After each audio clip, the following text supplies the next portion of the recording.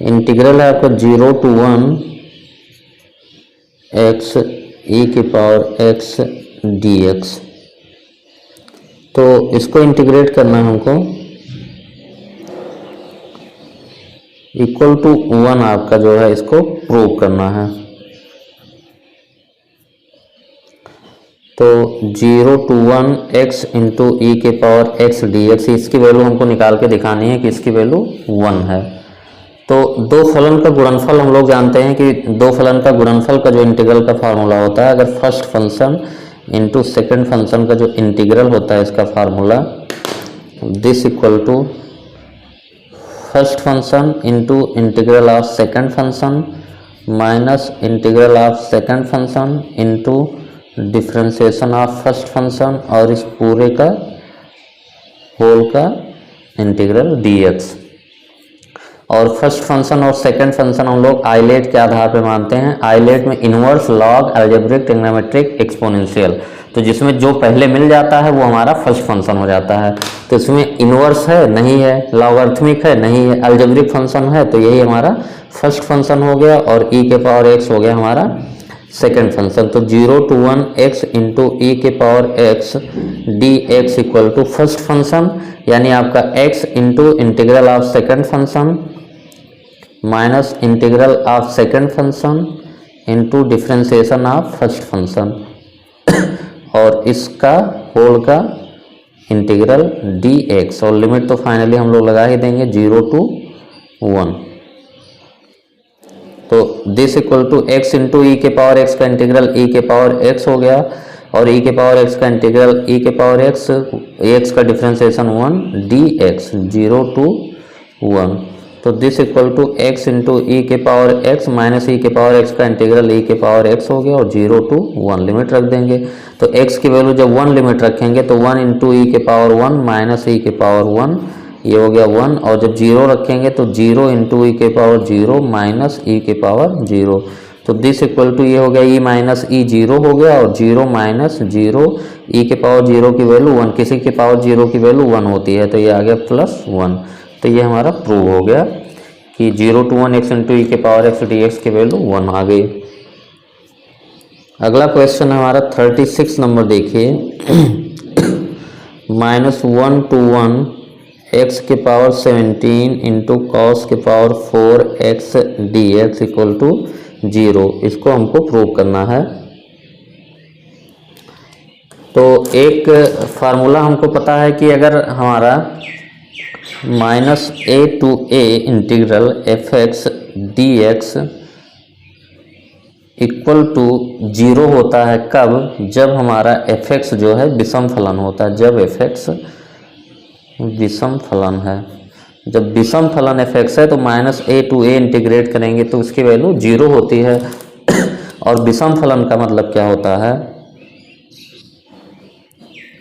विषम फलन का मतलब होता है कि f of -x equal to -fx अगर आ जाए, यानी फंक्शन fx में आप x की जगह पे -x रखें और वो जो आए वो -fx के बराबर हो जाए।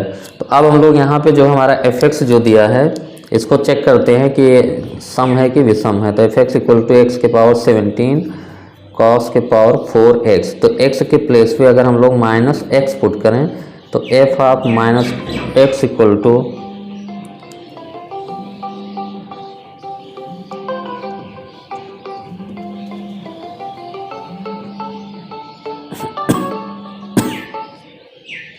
f ऑफ -x यानी x के प्लेस पे इसमें हम लोग -x रखेंगे तो ये -x के पावर 17 हो गया और cos ऑफ -x पावर 4। तो f -x हमारा क्या हो गया? -x के पावर 17 यानी विषम टाइम्स गुणा है तो ये -x के पावर 17 हो जाएगा, क्योंकि अगर आप जानते हैं कि -1 के पावर आपका विषम संख्या हो तो इसकी वैल्यू हो जाती है -1 और -1 के पावर सम संख्या हो तो इसकी वैल्यू हो जाती है +1। जैसे -1 के पावर 10 अगर करेंगे तो इसकी वैल्यू 1 आएगी और -1 के पावर अगर 13 करेंगे तो इसकी वैल्यू -1 आएगी। और cos ऑफ -x की वैल्यू cos x होती है, क्योंकि cos हमारा माइनस खा लेता है, तो ये हमारा हो जाएगा cos के पावर 4x। तो this equals to f of minus x equal to, अब माइनस एक्स के पावर 17 कॉस के पावर 4 ये हमारा क्या है एफ एक्स है। तो f of minus x equal to minus f x, इसका मतलब क्या हो गया कि एफ एक्स हमारा एक विषम फलन है। एफ एक्स एक विषम फलन है, तो एफ एक्स एक विषम फलन है, अतः हमारा -1 to 1 एक्स के पावर 17 इंटू कॉस के पावर 4 डी एक्स, इसकी वैल्यू क्या हो जाएगी 0, क्योंकि -a to a F x d x इसकी वैल्यू 0 होती है जब हमारा ये क्या हो विषम फलन होता है। तो 36 नंबर आपका हो गया। 37 नंबर हम लोग देखते हैं, 0 to π/2 sine cube x d x equal to 2/3, ये हमको प्रूव करना है। तो इंटीग्रल लेके हम लोग चलते हैं, आई इक्वल टू मान लेते हैं कि 0 to π/2 sine cube x d x, तो दिस इक्वल टू हम लोग लिख देते हैं 0 to π/2 साइन क्यूब को हम लोग लिख देते हैं sine square x into sine x d x, और this equal to 0 to π/2 sine square को जगह पे हम लोग 1 माइनस कॉस स्क्वायर एक्स लिख देते हैं into sine x d x. इससे फ़ायदा क्या हुआ कि अगर हम लोग कॉस एक्स को टी मानेंगे तो साइन एक्स जो है डी टी में बदल जाएगा, तो इसमें हम लोग रखेंगे कॉस एक्स बराबर टी, तो minus sine x d x equal to d t, तो sine x d x equal to आपका आ गया minus D T.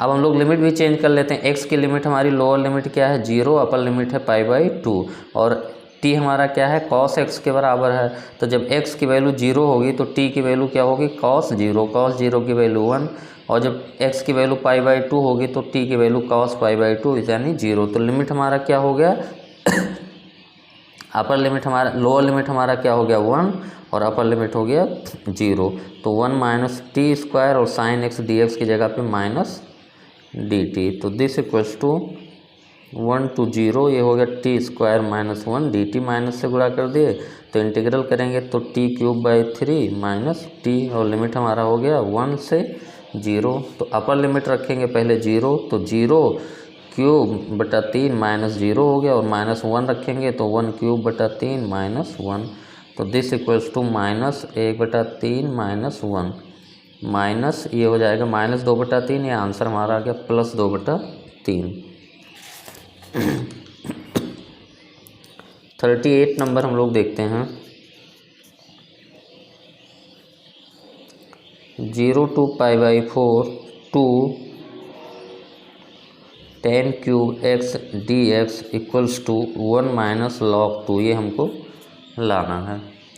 0 to π/4 2 tan³ x, इसका इंटीग्रल हमको करना है। तो इसके लिए हम लोग क्या करते हैं, tan³ को tan स्क्वायर इंटू tan लिखते हैं, तो i इक्वल टू 0 to π/4, और 2 तो हमारा इंटीग्रल साइन से बाहर आ गया, tan square x into tan x d x, और tan x बराबर हम लोग जानते हैं sec स्क्वायर एक्स माइनस 1, तो ये पुट कर देते हैं, तो this equals to 0 to π/4 sec square x minus 1 into tan x d x equal to 2 times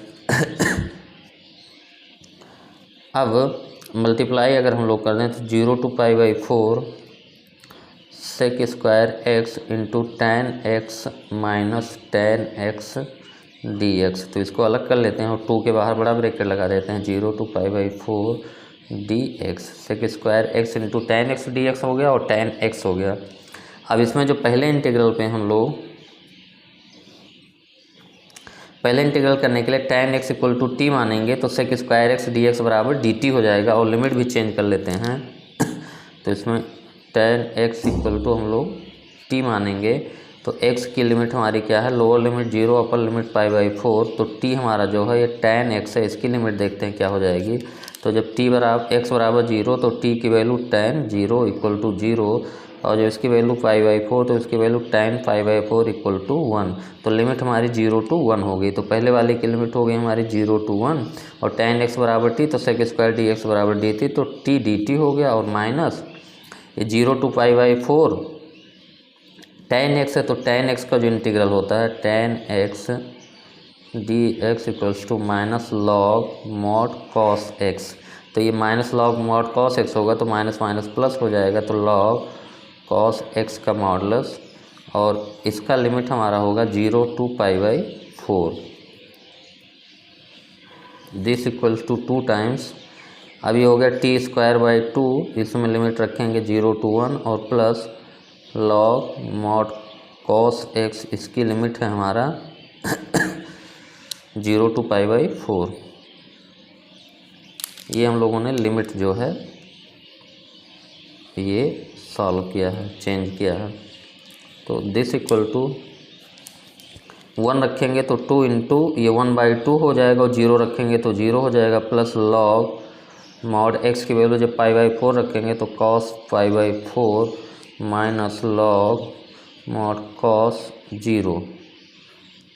तो cos 0 की वैल्यू 1 होती है तो log 1 0 हो जाएगा, तो ये पूरा 0 हो गया। cos π/4 की वैल्यू 1/√2, तो दिस इक्वल्स टू 2 से मल्टीप्लाई करेंगे तो 1 plus 2 log 1/√2, this equal to हम लोग लिख लेंगे 1 प्लस 2 टाइम्स log 1/√2 को हम लोग लिख लेंगे log 1 माइनस log √2, तो log 1 फिर 0 हो जाएगा, और √2 का 1/2 बाहर आ जाएगा, तो 1 प्लस ये 2 से 1/2 ख़त्म हो जाएगा, तो ये हो जाएगा this equals to 1 minus log 2। ये हमारा आंसर हो गया। क्वेश्चन नंबर आपका 38 हो गया। 39 नंबर हम लोग देखते हैं। 39 है 0 to 1 sine inverse x d x equals to π/2 minus 1, ये हमको लाना है। तो इसमें हम लोग एक फंक्शन को 1 मान के दो फलनों के गुणनफल का फार्मूला लगाएंगे, तो इंटीग्रल जो i इक्वल टू हो जाएगा हमारा 0 × 1, क्योंकि साइन इनवर्स एक्स का इंटीग्रल हमको पता नहीं है, तो साइन इनवर्स एक्स, तो 1 इंटू साइन इनवर्स एक्स कर लेंगे।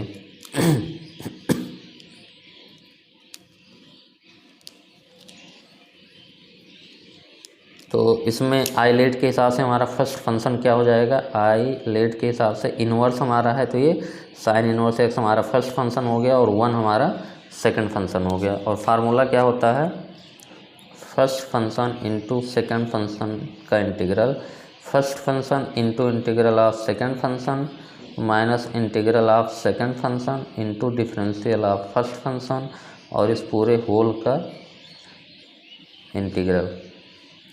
तो this equals to I equal to हो जाएगा फर्स्ट फंक्शन यानी sine inverse x into integral of second function minus integral of second function into differentiation of first function, और इस पूरे होल का इंटीग्रल, और लिमिट हमारा रहेगा 0 to 1। तो I equal to sine inverse x हो गया, और 1 का इंटीग्रल x हो गया, और 1 का इंटीग्रल हो गया x, और साइन इनवर्स x का integral 1 differentiation 1/√1 minus x² dx। Limit हम बाद में रखेंगे 0 to 1। तो i equal to x into sine inverse x minus ये हमारा हो गया x/√1 माइनस x² हो गया। तो अब हम लोग क्या करते हैं, 1 माइनस x² का डिफ्रेंशिएशन -2x आएगा, तो इसको हम लोग x को -2x कर दिए, यानी -2 से गुणा कर दिया, तो -2 से भी हम लोग भाग भी कर देते हैं। तो अपान चलिए एक स्टेप और कर देते हैं, -2 से गुणा कर दिया तो -2 से भाग भी कर दिए, तो √1 माइनस x² dx, और लिमिट हमारा 0 to 1।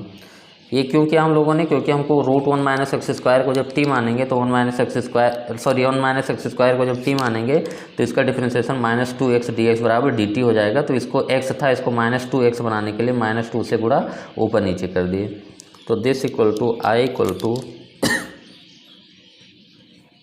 लिमिट इसका डिस्ट्रीब्यूट कर लेते हैं हम लोग, x into sine inverse x जो हमारा इंटीग्रल का आया है, इसकी लिमिट 0 to 1 है, और ये जो हमारा इंटीग्रल है -1/2 बाहर लेंगे तो माइनस माइनस प्लस हो जाएगा, और 1/2 बाहर आ जाएगा, ऊपर बचेगा -2x अपान √1 माइनस x² dx। इसकी लिमिट हमारी है 0 to 1। अब इसमें हम लोग क्या करते हैं, 1 माइनस x² को t मान लेते हैं, तो -2x dx इक्वल टू आपका dt हो जाएगा। और लिमिट भी चेंज कर लेते हैं हम लोग। x की वैल्यू हमारी क्या है 0 से 1 और t हमारा क्या है 1 माइनस एक्स स्क्वायर। तो जब x की वैल्यू 0 होगी तो t की वैल्यू 1 माइनस 0 बराबर 1 होगा, और जब इसकी वैल्यू 1 होगी तो t बराबर 1 माइनस 1 स्क्वायर इक्वल टू 0 होगा। तो इसकी लिमिट 1 to 0 आ जाएगी। तो i इक्वल टू आपका हो गया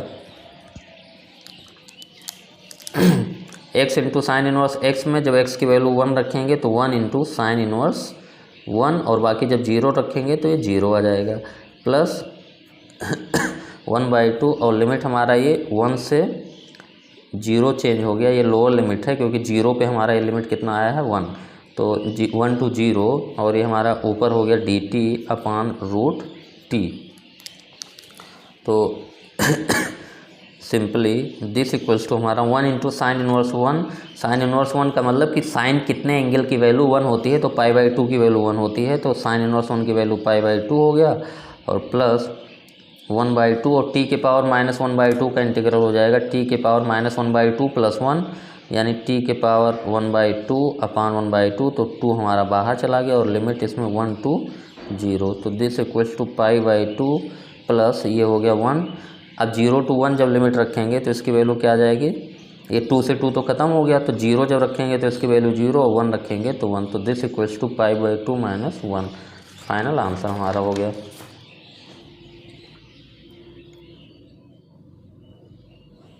$39 हो गया आपका। 40 नंबर देखते हैं।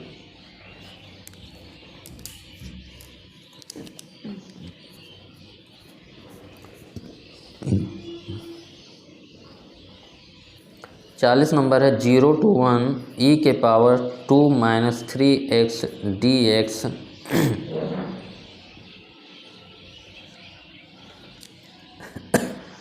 का मान योगफल की सीमा के रूप में ज्ञात कीजिए।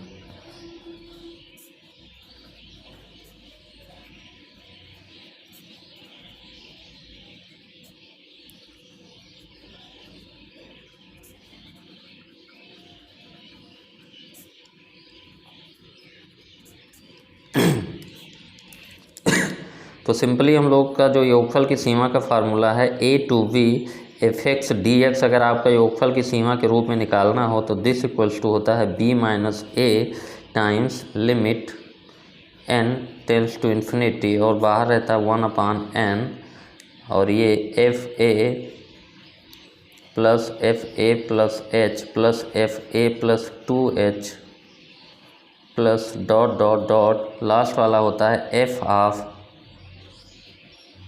a plus n minus 1 into h। और जो h की वैल्यू होती है वो b minus a upon n होती है। तो यही फार्मूला हमको लगाना है यहाँ पे। 0 to 1 e के power 2 minus 3x dx equals to, ये फार्मूला हम लोग लगाएं तो सबसे पहला b माइनस a, यानी b की वैल्यू 1 है और a की वैल्यू 0 है, तो b minus 1 limit n tends to infinity. तो यहाँ पे लिख भी लेते हैं हम लोग, a की वैल्यू 0 है और b की वैल्यू 1 है, तो h की वैल्यू हो जाएगी 1/n। और fx जो हमारा यहाँ पे है fx है e के पावर 2 माइनस 3x। ये सब सिंपल सी चीज़ें हैं। Limit n tends to infinity 1/n into fa। a की वैल्यू क्या है 0, यानी f0 plus h plus f0 plus 2h plus dot dot f of 0 plus n minus 1 into h। तो दिस इक्वल्स टू, ये हो गया 1 हो गया limit n tends to infinity 1/n f0 plus h की वैल्यू हमारी क्या है 1/n, तो f हाफ 1/n प्लस अगला क्या हो जाएगा f half 2 into 1/n plus dot dot f half n minus 1 into 1/n। तो this equals to limit n tends to infinity 1/n f0 की वैल्यू यानी यहाँ पे fx जो हमारा है इसमें x के प्लेस पे 0 पुट कर देंगे।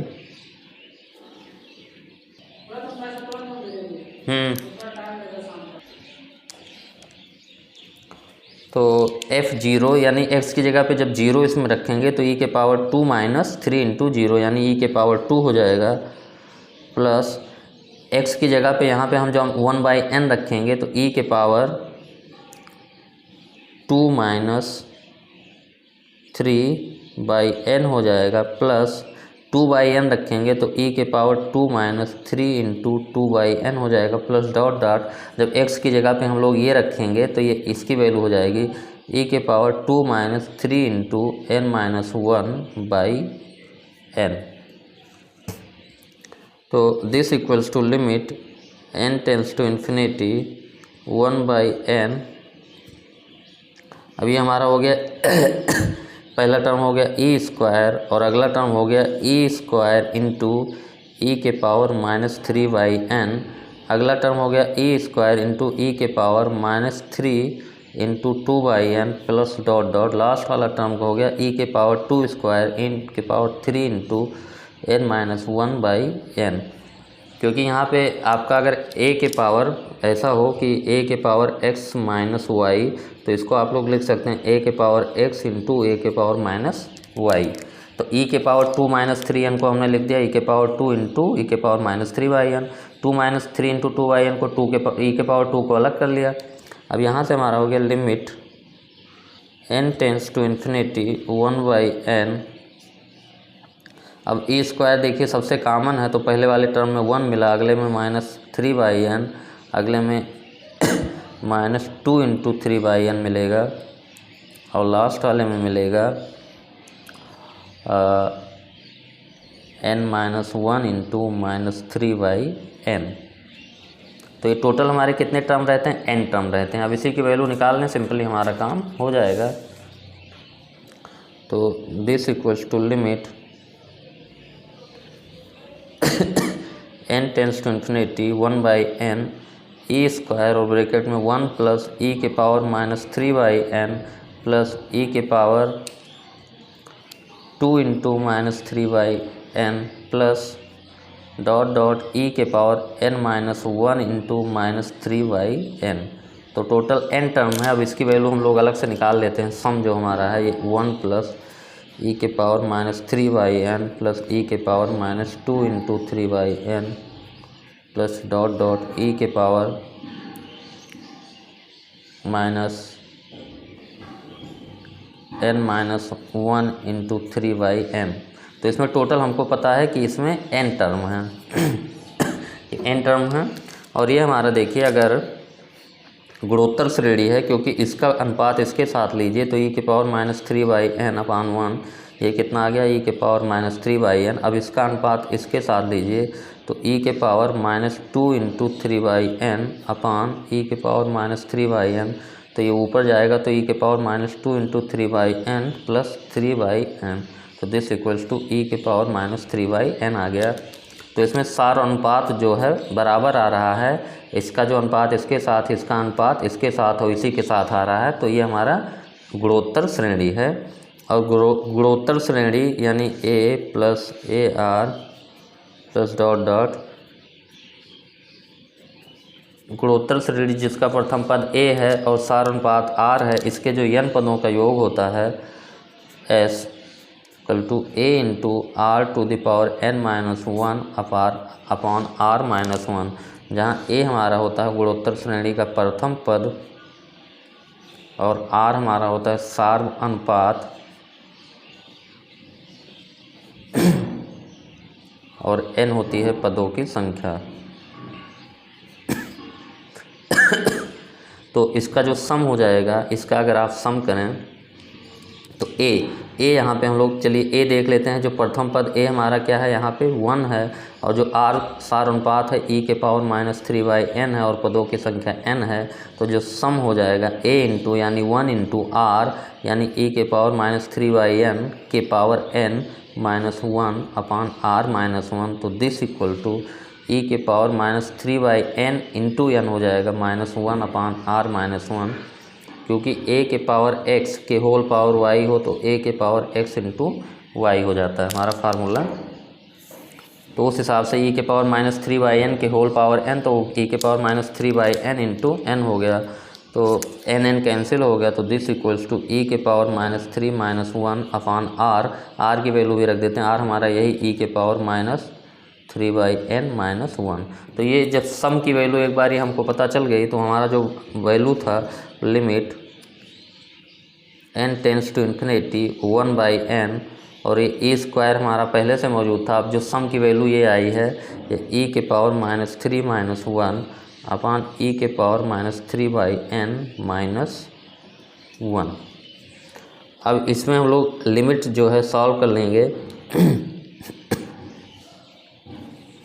तो this equal to limit n tends to infinity, अब ये हमारा तो पूरा कांस्टेंट है जो ऊपर है, यानी e स्क्वायर इंटू ई के पावर -3 - 1, ये कांस्टेंट है, और नीचे हमारा e के पावर 3/n - 1 इंटू n नीचे हमारा गुणा में आएगा, तो नीचे n गुणा में आएगा, तो उसके लिए हम लोग क्या करते हैं, n गुणा में आएगा तो 1/n भाग में लिख सकते हैं, तो इसको हम लोग लिख देते हैं 1/n हो जाएगा, 1/n भाग में लिख दिए, और इसका पावर जो -3/n है, तो इसको हम लोग क्या कर दिए -3, तो -3 से ऊपर गुणा किए।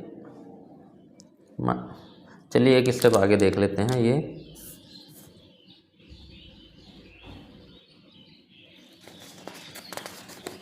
ये स्टेप अलग कर लेते हैं हम।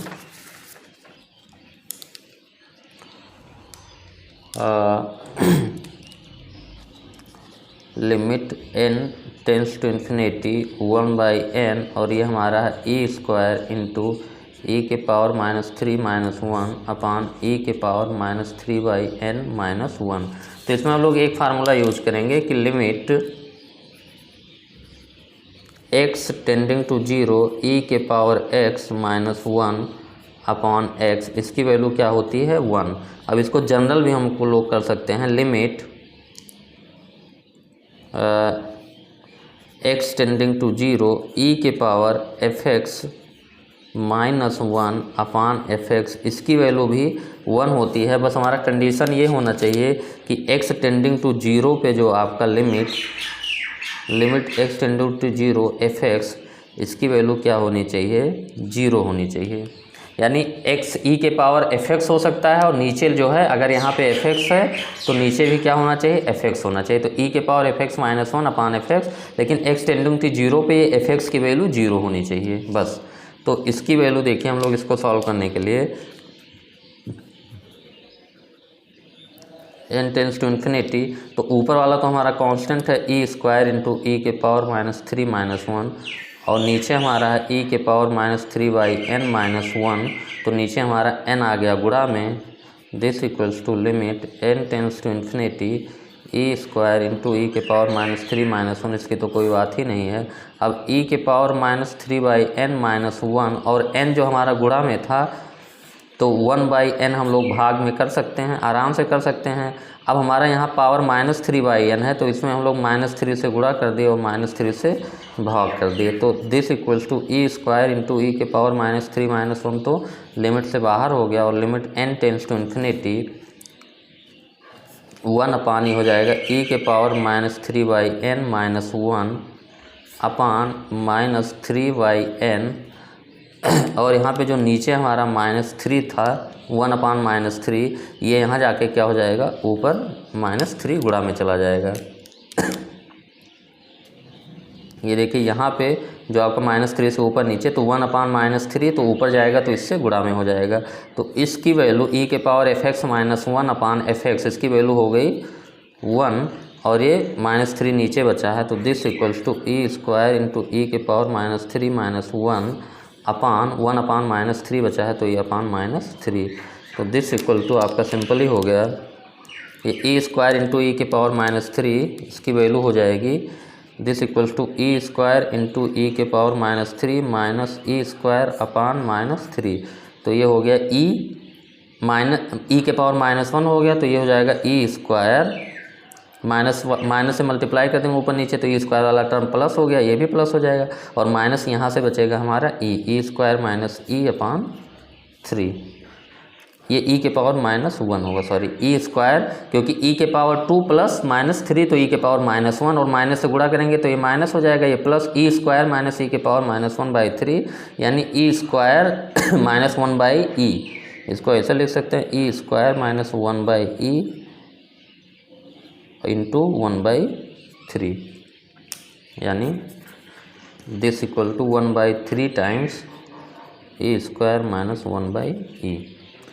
तो ये आपका हो गया क्वेश्चन नंबर 40 था शायद, 40 नंबर हो गया आपका।